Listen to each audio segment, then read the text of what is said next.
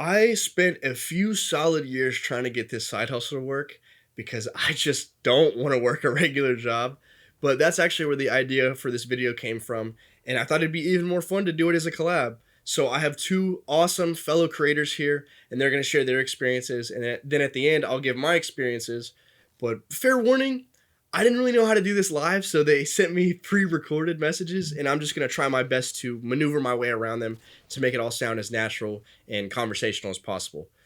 Without further ado, let's just get into it. Don't forget to subscribe to these guys. All right, so we're going to start off with Alex. First question, who are you and what do you do? YOLO, I'm Alex Rose from Alex Rose Gaming here on YouTube. And the first thing I want to say is thank you for having me here on your channel to help collaborate. For those of you who don't know, I'm an over-the-road flatbed truck driver. I've been doing it for about 4 years, and with flatbed you can carry pretty much any kind of freight anywhere. I've done things like John Deere tractors, roofing shingles, lumber loads, steel coils, hay bales, you name it, I've done it. Man, I'm so hyped about that YOLO. I'm glad I got to experience a genuine YOLO from Alex Rose himself. But anyways, I know when people think of truck driving, I think universally people think it's very long hours on the road, and it can just be a tough job. And I think that fits well into this video, the hardest ways to make easy money. But what drew you into this line of work? Did it seem like easy money at the time? Oh, what drew me into this line of work? Well, you see, it was right after the stimulus checks hit back in late 2019 or early 2020. The lease on my apartment had just ended and lockdowns were happening in Michigan, so I moved back in with my parents. And shortly after that, I quit my job because it was about an hour and a half commute one way to get to work, and that was just ridiculous. And the stimulus checks hit the bank account, and I knew the worst thing you could ever hear is, I'm from the government, I'm here to help. So I said to myself, I gotta do something positive with this money because millions and billions of dollars is being printed out of thin air. We're going to have massive inflation. So I took that money and the little bit of savings I had and went to a trucking school that was about a half hour from my house. And I took a 2-week class, and in that 2-week class they did everything from getting me my temporary license so I could go on the road to the medical examinations so that I was fit for duty. In total, it cost about $4,000 for those 2 weeks to cover everything.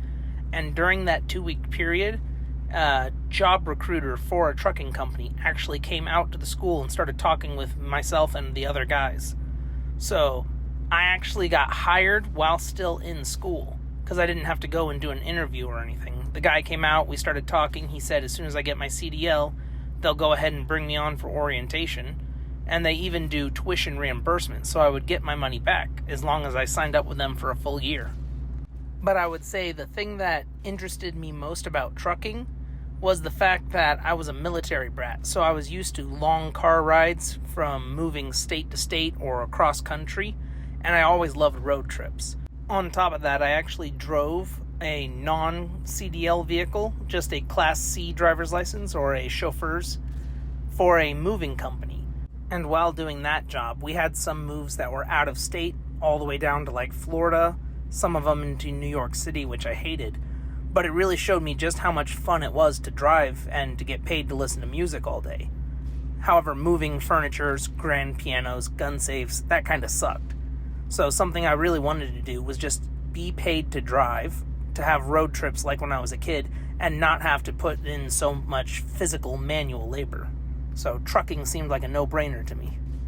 Although I'll tell you this is the hardest I've ever had to work for easy money.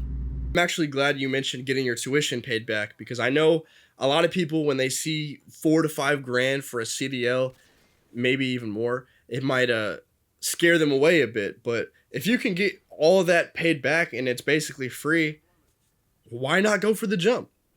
So I guess next question, what is the day-to-day like? Is it still a grind every single day, working long hours, or have you gotten to some point of relaxation? What the day-to-day is like? Well, most of the time, they are long days. It really depends on what area of the country you're driving in. Like, for example, if I'm up in the Northeast by New York City, I'm going to be waking up between 1 and 3 a.m. every day just so I can make sure there's parking. But if I'm out near Oklahoma or Texas, then super easy. You don't have to worry about it because there's plenty of parking everywhere. They're super trucker friendly, so there's wide roads, open lanes, plenty of places to take a pit stop. The way I would describe it is I work roughly 4 hours a day. 2 hours at the unload and 2 hours at the load. Doing all the tarps, the straps, checking in, actually getting loaded. Everything else in my day is all road trip. Just open miles, driving, music, podcast, audiobook, whatever it may be. So there's plenty of time to actually get downtime and rest. So I would say my typical day would go like this. I wake up, do 10 minutes inspection. I go check the tires, check the oil, all that stuff, make sure the truck's actually good to go. Make sure all the straps and or tarps are ready. Double check my GPS and any kind of special delivery instructions, like if it's a job site, call the foreman when you're an hour out so that he can have a crew there to unload you.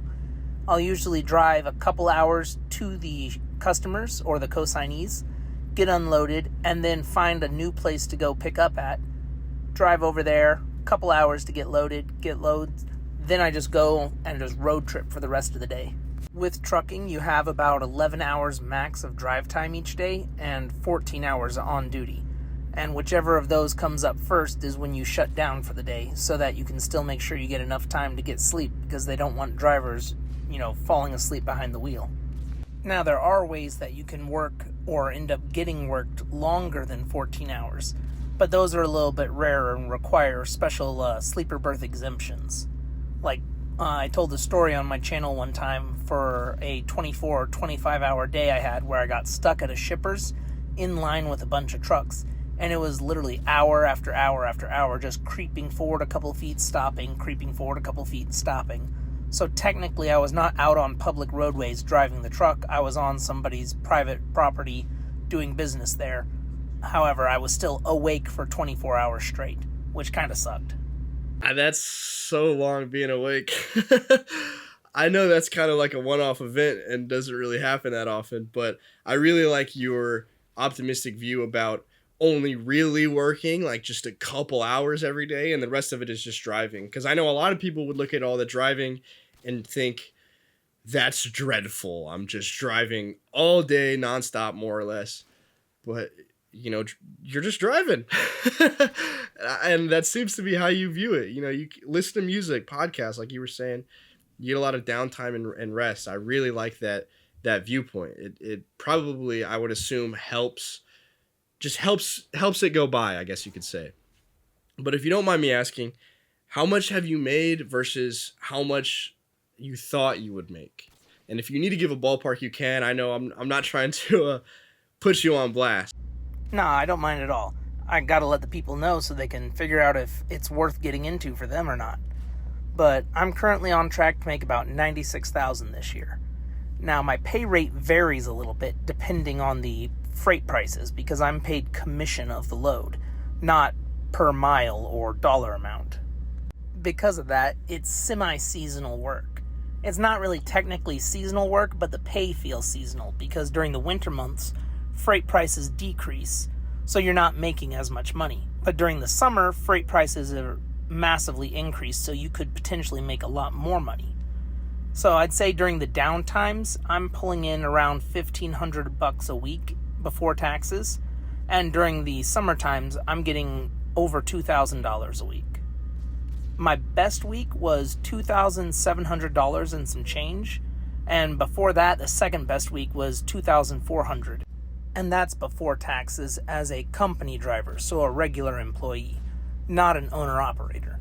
Owner-operators are easily clearing $250,000 or $300,000 plus, depending on experience and the price of the freight that they're hauling. The money is really good. And on top of that, I get about $400 out of every paycheck deemed non-taxable by the federal government since I'm providing an essential service. It's a nice little kickback, so I end up making more money and keeping more of my money because I pay less in taxes.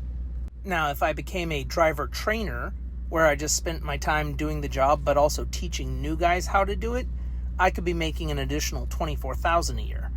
But I pretty much live in my truck, and I don't want to have to spend my time babysitting someone who's new and doesn't know what they're doing, and sharing my home with them.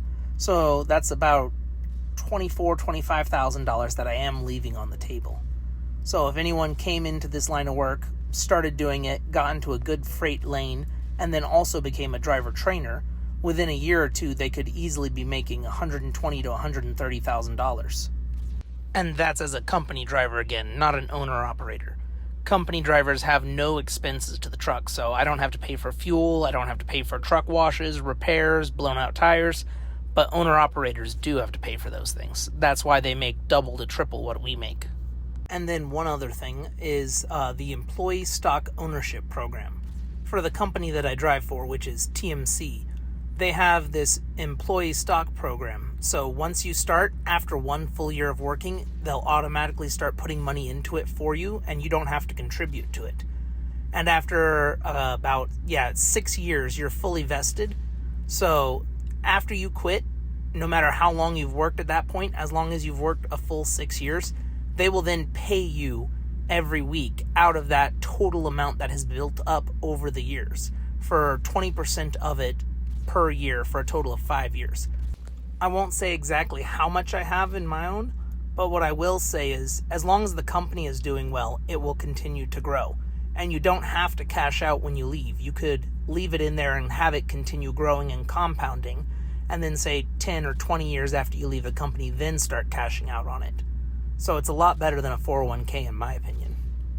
Dang, that is a lot of money. You're leaving like 20K on this table and you're still pretty much hitting 6 figures. I've honestly, for a while, I've thought that truck driving is probably the fastest way to hit 6 figures. It's like, it's immediate almost. But to segue to the next question, I know you told that story about those 2 girls that flashed you, but is there any other moment that sticks out to you, something crazy or just any memorable experience you've had while doing this job?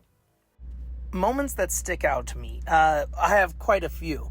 And on my channel, I've done trucking videos telling a few of the stories here or there.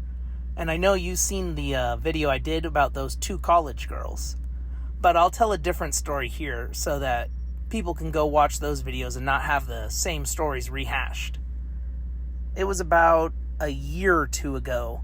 I had a delivery of pipes going out to a Native American reservation. They were redoing their sewage infrastructure. And the GPS little map on Google looked like it was in the middle of nowhere.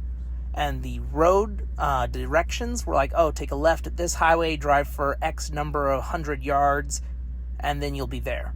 So I go, it's the middle of summer, it's blazing hot. I am on a dirt road at this point, there's nobody around, and then the dirt road just kind of ends, and there's just desert in front of me. And I'm sitting there, and about a minute or so later, because I'm trying to figure out if there's a number to call, a very old man pulls up in a truck next to me, and he's like, all right, just follow me, and I'll take you where you need to get unloaded at. So I start following this guy, and I'm thinking he must be like the foreman of the construction crew or something, because there's no way he's one of the construction guys at his age. He looked like he was maybe late 70s, early 80s. And we go about 5 miles into the desert. I'm driving over like little tumbleweeds. There's dirt and rocks everywhere. I'm sitting here starting to get a little nervous because this feels like the beginnings of a horror movie where some random guy just leads you out into the middle of the desert. I'm sitting there thinking, oh, I'm about to be taken to the middle of nowhere, killed, and then the truck's going to be sold for scrap metal. But we get out to this small little shack over these hills, and he stops me there, and there's a forklift there that unloads it and just sets it on the ground.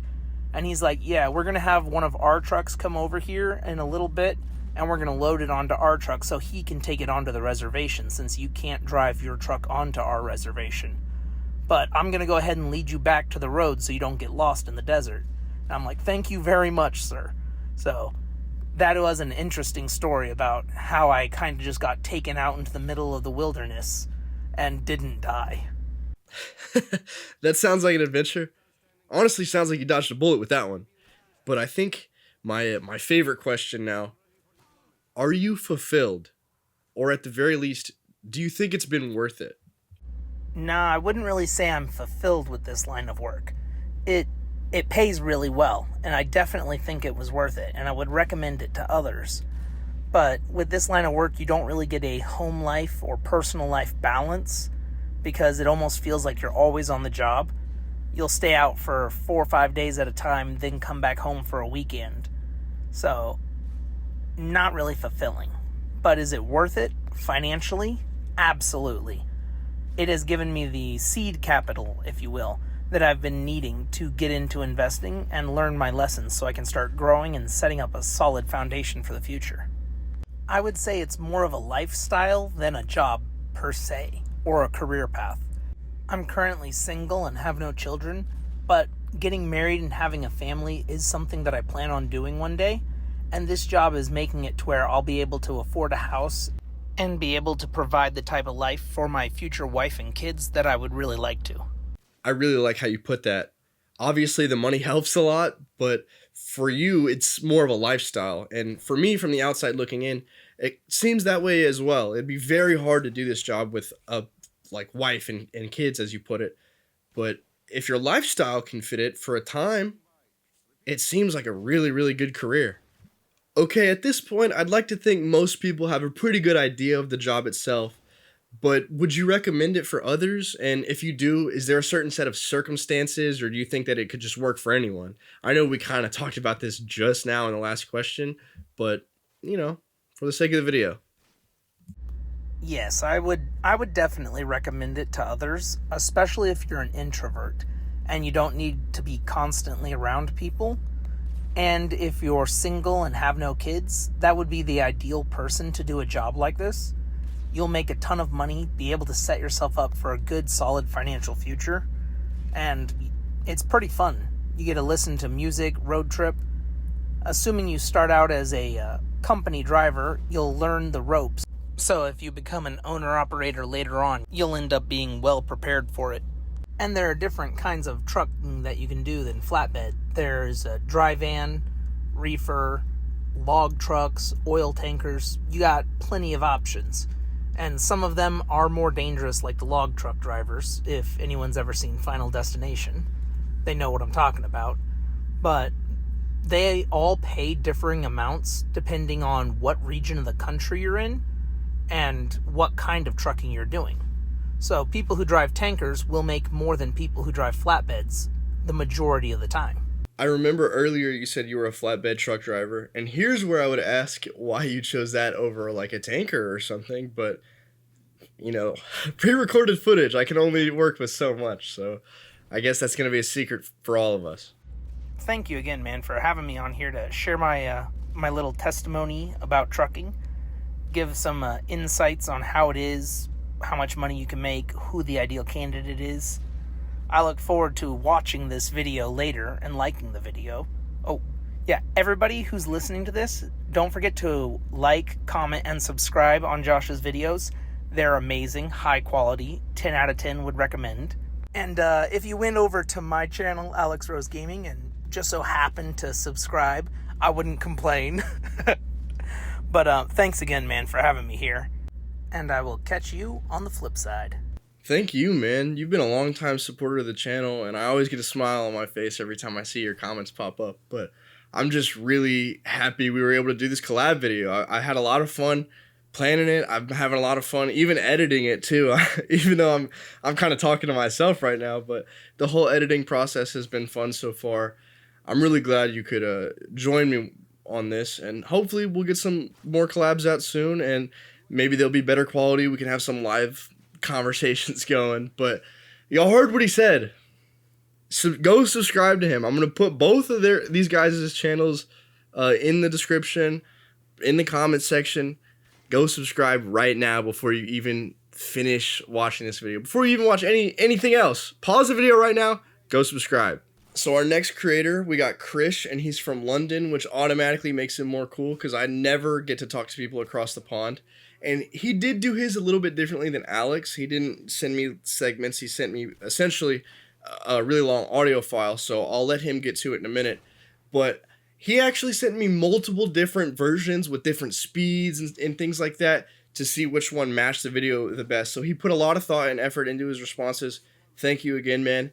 And without further ado, I'll just let him get into it. I'll back off. Hello, everybody. I hope you guys are having a great day. I hope you guys are drinking water and staying safe. Now, listen, my name's Krishna, and I really wanted to get onto this channel and just speak about my experiences. So, I started doing a clothing brand. I started the clothing brand when I was 18 years old, and I really wanted to get into it. I really thought to myself, you know what, it'd be really cool to get into clothing, get into an industry which I'm passionate about. And I like wearing clothes, I love fashion. I'm from London, so it's a capital city. You know what I'm saying? London, Paris, Milan, we're the home of fashion. So, for me, I really wanted to get into making my own clothes and designing my own clothes because my friends and the people around me were always wearing the same Nike tracksuits or the same Air Forces or the same sort of design, same hoodies, same Adidas, same Puma. And I thought, you know what? I want to be an individual. I want to stand out. I want to wear something that's me. I want something that's made by me, worn by me, sold by me. So for me, I really got into that. Like I really got into the fact of, making clothes is a really cool hobby of mine. And I turned that hobby into a passion. I turned the passion into making money. And I feel like you guys can do the same. Now, listen, what drew me into the line of work was literally, like I said, looking at H&M, Zara, Bershka, Pull&Bear, looking at Nike, Adidas, Hoodrich, Trapstar, all of these brands. And I just thought a lot of them were basic. Like I see so many guys in London in the same hoodies, same puffer jackets. And I thought, you know what? I want to stand out. I want something different. So from that, it was easy money at the start. It was easy money because when I first got it started, I just sold to my friends. It was when I moved to selling online and selling to random people on the internet that was a bit more tricky because I don't know these people on the internet and they don't know me. So you have to build a trust. You have to build a trust and build a connection to people on the internet, which can make you sell to a bigger audience. Selling to your friends and your neighbors in your area is very easy because you know them and they know you. But when you're selling an online product, they don't know what the material feels like. They don't know the sizing. They don't know you. So that was the thing. It was actually the hardest part of it was to actually get the people to trust you. Once you start doing that, you can make anywhere from about 150, 200 pounds to around 4,000, 5,000 pounds, depending on how much clothes you sell, depending on the sizing. Now, the most popular sizing I would say is medium, but you can also have a small, you can also sell a large. It just depends on what you want, what your body is, what your audience is, where they're located, because different countries have different sizing and different sizing for different people. That's why on a tag it will say US sizing, UK sizing, Brazil sizing, Mexican sizing. There's different sizes even on the tag. Now, I'd say something that stuck out to me as a memorable moment was the fact that when I see people wearing my clothes, like I designed clothes and then people were wearing them, it was really cool to me because it's like you're wearing my clothes, you're wearing something that I've designed, I've made, I've printed. So that was a really cool thing to do. Like it's memorable when you first see people start taking fit pics in the mirror and they're wearing your clothes. It's a cool feeling. It's a cool feeling. I'd say it is really fulfilling as well. I'd say it's very fulfilling because you're actually fulfilling a need for something that they didn't even know they needed. You know what I'm trying to say? Like when you sell something and it's actually your product with your design and your effort into it, it's cool. Like it's really cool. Like honestly, I'd also say like I'd recommend it for other people as well. Like if you like fashion, if you like designing, if you like brands, if you like Supreme, or you like any kind of brands you like, whatever clothing you like, if you ever see a piece of clothing and you think I could design that better or I can make it better, go give it a go. Like just generally give it a go. Like polyester, filament, or cotton, and then look online at suppliers and then look online at designing your own clothes. Now I would say that I wouldn't work with anyone. This wouldn't work for everyone. If you're someone who's not into fashion or not into clothing or don't really care about fabrics or materials, then I'd say don't really get into it. But I'd definitely say it's a good investment and it's really good to get into, because when you wear your own clothes and you walk down, especially in London, people ask me like, oh, where'd you get that from? Or well, that fit looks cool. Or you know what I'm trying to say? And you can say, yeah, it's mine. Here's my Instagram. Let me know. And then you can network with people. But anyways, I'm going to give the video back to Josh. I'm going to say you guys take care and have a great day. My name was Krish. Going back to the fulfillment, I can only imagine how that feels to have someone walking around in public happily wearing your designs and your clothing. I bet it's amazing. And it almost reminds me of in music. I've heard people say they'll make songs and that inspires someone else to make a song. And it's just this ripple effect of art that gets created over and over and over. And honestly, I just think it's probably, I haven't experienced it myself, but probably a great feeling. And I have a lot of respect for anyone who just sets a goal and chases it. So props to you, man. I also really like the fact that you brought up the materials towards the end there too, because that's a detail not many people think about. I have another friend who also makes clothes around here, and I've seen firsthand just him talk about all the different materials, certain people that make certain things in certain ways. And it's something you really got to be passionate and knowledgeable about, because it not only does it propel you further, but it will really enhance whatever a vision you're trying to create. But man, we had that whole talk on Discord and you sent me this, and I don't even know what your brand is, dude. I gotta make some purchases. We gotta get it over here in America. But thanks again for being a part of the video, man. This whole thing has been so fun. Like I said earlier, guys, go subscribe to him right now. Pause the video and go subscribe to both of them, him and Alex. They're two amazing content creators, and they spend a lot of time and effort helping me out with this video. And I know that may sound like the end, but now it's actually my turn. So let's get into what's been a huge part of my life for like the last 2 to 3 years. So for the sake of the video, my name is Josh, and while recently I've been really building a dividend growth portfolio, for the last 2 to 3 years, I spent a lot of time trying short-term trading. And the thing that got me into it is kind of the thing that gave me the whole idea for this video. Everyone says it is the absolute hardest way to make easy money. And a lot of people do it to get their time back. That was essentially the whole goal. Obviously, you know, I want to make a lot of money, but if I can do it from my home for just like 3 hours in the morning and then spend the rest of my day doing whatever the hell I want, that was awesome. And I would be able to do literally whatever I want with my life. And did it seem like easy money at the time? That's a difficult question, because a lot of it I didn't understand. And there was a lot of things that I didn't know where to start. I think was the most complex issue for me. Like, I didn't know where the hell to start, where to go for information. But at the same time, I guess I gotta be real. Being able to click some buttons on a computer or a phone, it did seem like easy money. The day-to-day was super simple, and it even gave you a bit of a schedule.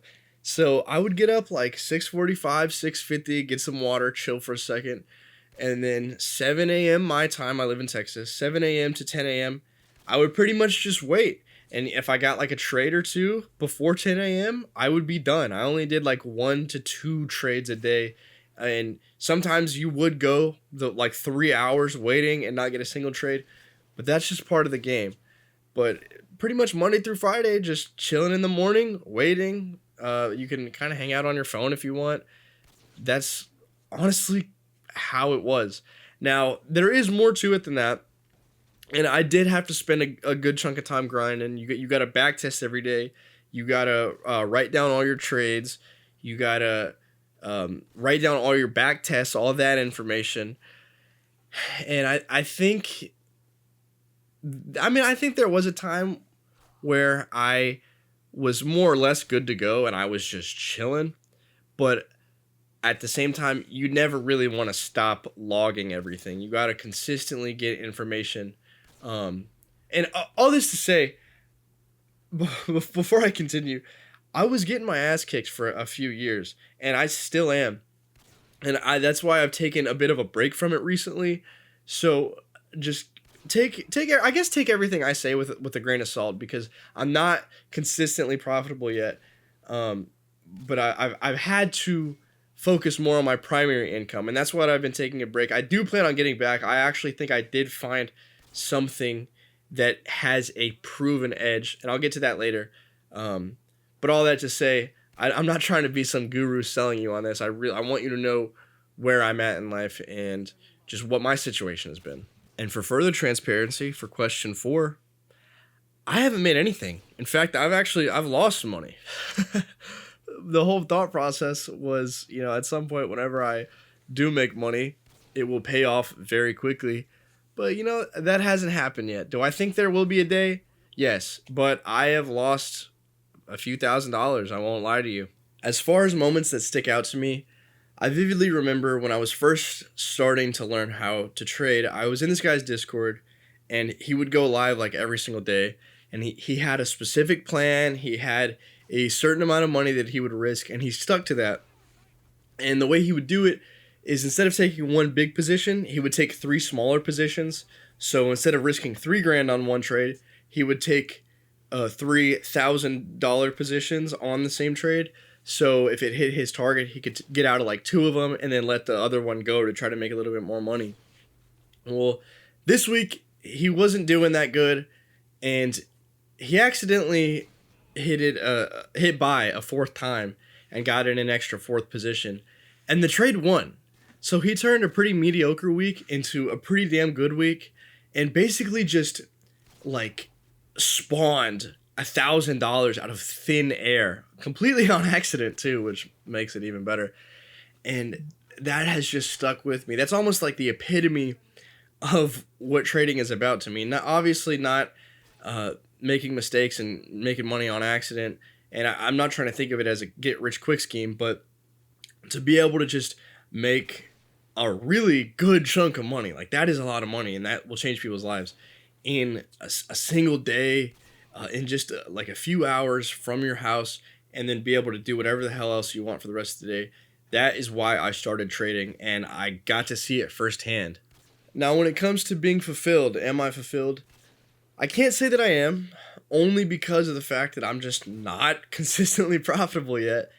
I did enjoy trading and obviously winning trades, but I haven't done it consistently for a long enough time, or I haven't been profitable consistently for a long enough time. And so in the same vein, I really can't say it's been worth it because I've only lost money. Now, I think there will be a day that I do make money. I hope there is, and it will be worth it at that point. But at this point in my life, I can't say that it has been worth it.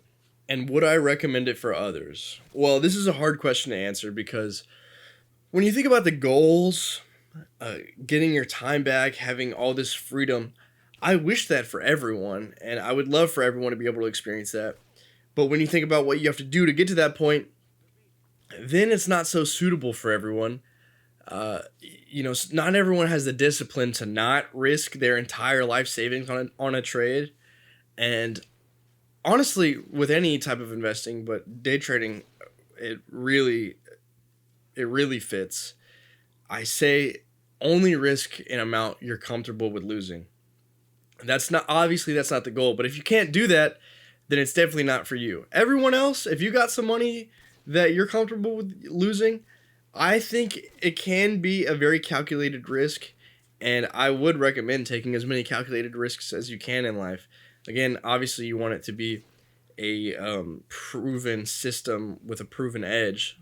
There's really only 3 ways that I would go about trading, and from my years trying this, I know there's a ton of scammers and a ton of gurus, but there are 2 people that I believe are actually legit. So first off is Trader Nick. If you want to just go check him out, you might like the way that he trades. He combines fundamental analysis, sentiment analysis, and technical analysis all to have an edge. And he pretty much trades everything. He'll trade stocks, commodities, Forex, whatever he can that fits his system. If there's a way to make money under his guidelines, he will take the trade, assuming, it's a good risk to reward.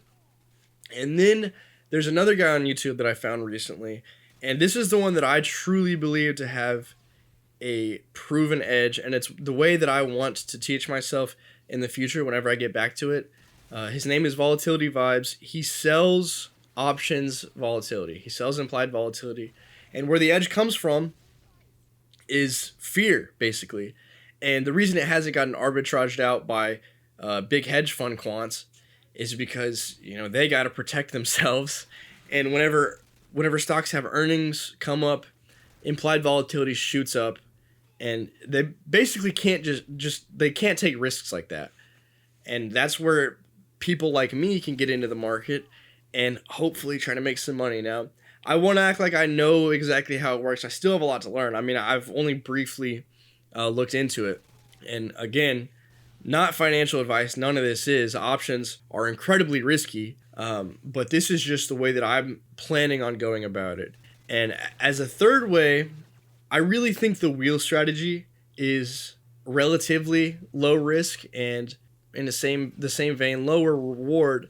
But I think it is definitely a very good way of creating consistent, reliable income. Again, not going to talk like I know that much about it. I kind of only have surface level knowledge, but you sell puts and covered calls, and you can use it to generate consistent income.